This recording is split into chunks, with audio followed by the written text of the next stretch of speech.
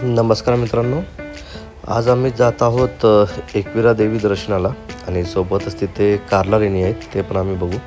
आम्ही निघालो आहे घणसोलीवरनं आणि जातो आहे बदलापूरला. बदलापूरवरनं आम्ही जाणार मग एकविरा देवी टेम्पलला. ॲक्च्युली आपला डायरेक्ट नवी मुंबईवरनं पण डायरेक्ट रस्ता आहेच, जिथे अराऊंड 2 ते 2.5 तास लागतात आम्हाला डायरेक्ट पोचायला.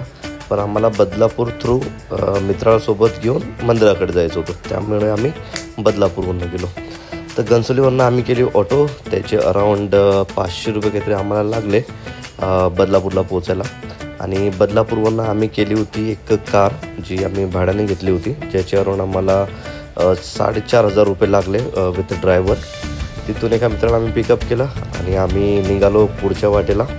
दर्या खूप जास्त एक्साइटेड होता, कारण आम्ही भरपूर दिवसानंतर बाहेर निघालो आहे कुठेतरी फिरायला जायला.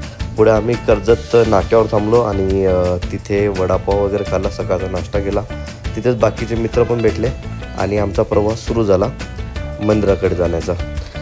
मंदिराकडे जाताना तुम्हाला काही गोष्टी सांगून देतो की तुम्ही जसं आता स्क्रीनवर बघू शकताच होते की तुम्हाला कोणता वे आहे आणि तुम्हाला किती वेळ लागू शकतो तिथे जाण्यासाठी. तर आम्ही बाय रोड गेलो होतो, तर आम्हाला अराऊंड 4 ते 4.5 तास लागले तिथे पोचायला.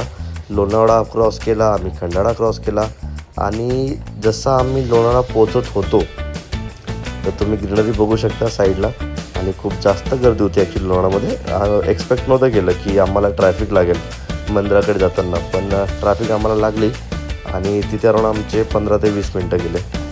तर आम्ही पोचलेलो आहे मंदिराच्या पायथ्याशी, जिथे आपल्याला गाडी पार्किंगची सोय करून दिलेली आहे. वातावरण खूप थंड झालेलं होतं आणि शक्यतोवर पाऊस पडण्याची शक्यता होती. इवन मंदिरामध्ये पण अनाऊन्समेंट चालू होती की पटापट दर्शन करून घ्या, नाहीतर पाऊस वगैरे येण्याची शक्यता आहे. तर आम्ही निघालो मंदिराकडे. वाटेत आम्हाला खूप सारी दुकानं भेटली, जिथे चिक्की ठेवलेली होती, एकविराची नावाची टोपी लावलेल्या होत्या. तर आम्ही इथे शरबत पिलं, नंतर काकडी आणि कैरी खाल्ली आणि आमचा प्रवास सुरू झाला देवीच्या मंदिराकडे जायचा. खूप साऱ्या पायऱ्या आहेत मंदिराकडे जाताना, पण एक आहे की सर्वकडे टेंट लावलेले आहेत, म्हणजे दोन्ही साईडला तुम्हाला बाजारपेठ टाईप फील येणार. आणि जेवणा खाण्याची पण सेवा आहे तिथे अवेलेबल. दोन्ही साईडला हॉटेल्स पण आहेत. इवन तुम्हाला काही विकत घ्यायचं असेल सामान तर त्याची पण सोय केलेली आहे. आणि जास्त महाग नाही आहे, नॉर्मलच रेट आहेत. ओके.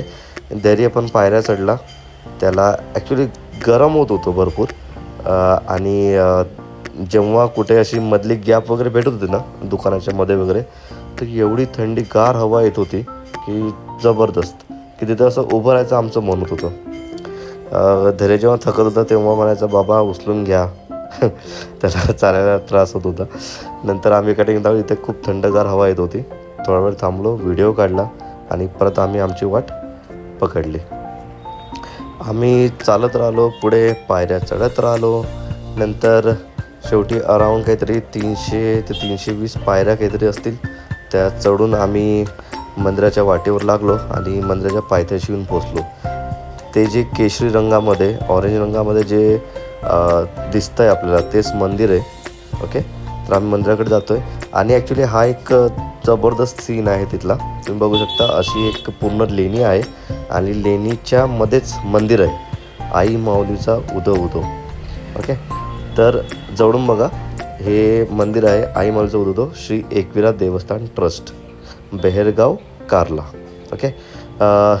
जे तुम्हाला लो की अनाऊन्समेंट चालू होती की पटापट गर्दी संपवा, पटापट दर्शन घ्या, नाही तर पाऊस येऊन जाईल. त्यामुळे काय झालं की आमचा फायदा झाला.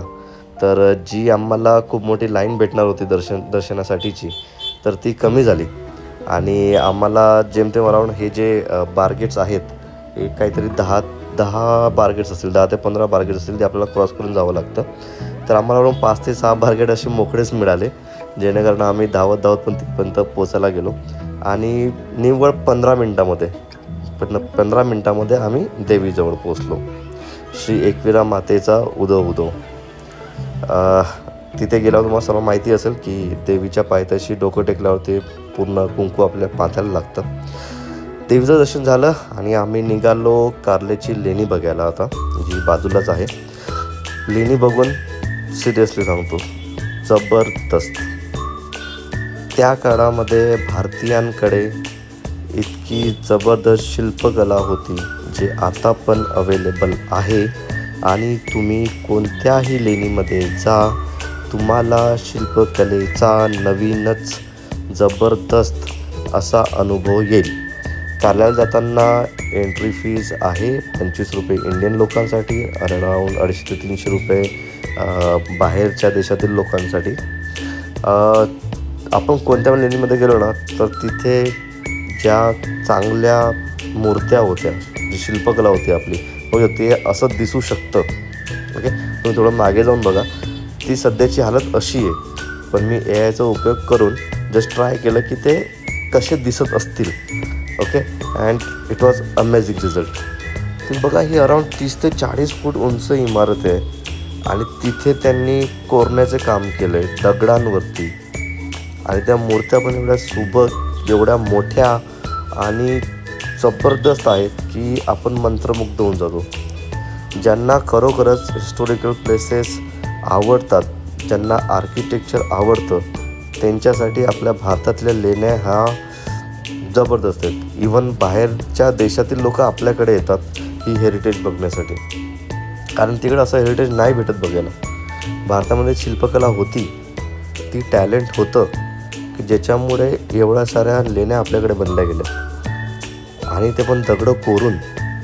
तुम्ही बघा, तुम्ही आनंद घ्या. आणि मी तर म्हणतो तुम्ही एकदा स्वतः जाऊन कारला लेणीला भेट द्या. तिथे एंट्रीवरच इतकं जबरदस्त नक्षीकाम, शिल्पकला, जे काही मला वर्ड सुद्धा असतील ते जबरदस्त आहेत सिरियसली. आणि तुम्ही ज्यांना हात लावाल ना, आणि जर तुम्हाला खरोखरच अनुभव येत असेल तर म्हणजे तुम्ही त्या कारागिरांना शतशः नमन कराल. एवढी जबरदस्त कलाकृती आहे. दोन्ही साईडला पण हत्तीचे तोंड होते. तर आम्ही आता लेण्याच्या आतमध्ये एंट्री घेतली. इथे आतल्या साईडला एक स्तूप बांधलेला आहे जिथे बौद्ध भिक्खू लोक प्रार्थना करायचे. आणि हे जे खांब आहेत दोन्ही साईडला, त्याच्यावरती पण मूर्ती आहे. ओके, त्या 2 मूर्ती आहेत ॲक्च्युली. आणि प्रत्येक खांबावर सेम मूर्ती आहे. म्हणजे त्या काळातलं कॉपी पेस्ट जे आपण बोलतो ते तुम्ही समजून घ्या. ओके, सेम मूर्ती, सेम साईज, चेहऱ्यावरच्या भावनाही सेम. जी हत्तीची मूर्ती आहे किंवा त्याच्यावरती एक पुरुष आणि एक महिला दाखवलेली आहे, त्या दोघांचे एक्सप्रेशन, त्या दोघांचे कपडे जे असतील नसतील, त्यानंतर प्रत्येकाचे एक्सप्रेशन सर्व A to Z same to same, म्हणजे कॉपी पेस्टेड. तुम्ही विचार करा की त्यावेळेसचे कारागीर किंवा त्यांच्यावरती जे राजे असतील किंवा तो जो प्रोजेक्ट हँडल करत असेल त्याने ते कसं हँडल केलं असणार. आणि धैर्याची मस्ती सुरू झालेली होती. त्याला मोकळं रान भेटलं आतमध्ये पूर्ण, तर भाऊ खेळत राहिला पूर्णपणे. त्याने खूप एन्जॉय केलं कारला लेणीच्या आतमध्ये. आणि इवन ही जी लेणी दिसते ना खालच्या साईडला, खूप मोठ्या गुफा टाईप एक आहे. ही जी आतमध्ये आम्ही जो बसलो आहे सध्या, आता हे पहाडाच्या खालचा भाग आहे. ओके, तर इथे पण खूप मोठी जागा आहे. तुम्ही जाऊन बघाल तेव्हा तुम्हाला कळेल. आणि इथे पण एक छोटे बनवलेले आहेत, रूम्स बनवलेले आहेत. तिथे मे बी बौद्ध भिक्खू लोक राहत असतील त्या काळामध्ये. आणि इथे पण छोटे नक्षीकाम केलेले आहेत, मूर्त्या बनवलेल्या आहेत गौतम बुद्धांच्या. तुम्ही बघू शकता आतमध्ये ह्या जे बाजूला राईट साईडला रूम्स आहेत छोट्या. ओके, तिथे मे बी भिक्खू लोक झोपत असतील किंवा रात्रीच्या वेळेस होऊ शकतं त्यांची सिक्युरिटी असतील, काय ना काय, राईट. तर तिथे ते असणार. मे बी हा पाण्याचा स्रोत असेल जो आता सध्या काहीच नाही आहे. आणि ही ती रूम आहे ज्याच्याबद्दल मी बोलत होतो. अशा रूम तुम्हाला प्रत्येक लेणीवरती दिसणार. तर शक्यतोवर इथे भिक्खू लोक आराम करण्याची जागा असणार आहे. आणि हा खूप मोठा असा हॉल आहे समोरच्या साईडला. तिथे मे बी सर्वजण मिळून प्रार्थना घेत असतील किंवा जेवण करत असतील किंवा दुपारच्या वेळेस आराम करत असतील. हा खूप मोठा हॉल आहे इथे. वरते ज्यांना परवानगी नव्हती ॲक्च्युली, मे बी काहीतरी बांधकाम चालू आहे किंवा काहीतरी रिनोव्हेशन चालू आहे, त्यामुळे आम्हाला वरती जायला तर भेटलं नाही. ह्या सीड्यात वरती जायला. ही हा ground floor, first floor, second floor असे 2 लेवलची ती बांधणी केलेली आहे त्या केव्सची. तर अशा प्रकारे आम्ही तिथे पूर्ण दिवस घालवला. आणि शेवटी जाण्याची वेळ आली तर आम्ही निघालो परत वाटेवर जाण्यासाठी. आम्हाला मध्ये सूर्यास्त मिळाला. तुम्ही कलर बघू शकता आभाळांमध्ये. तर भेटूया नवीन जर्नीमध्ये. लाईक शेअर आणि सबस्क्राईब करा.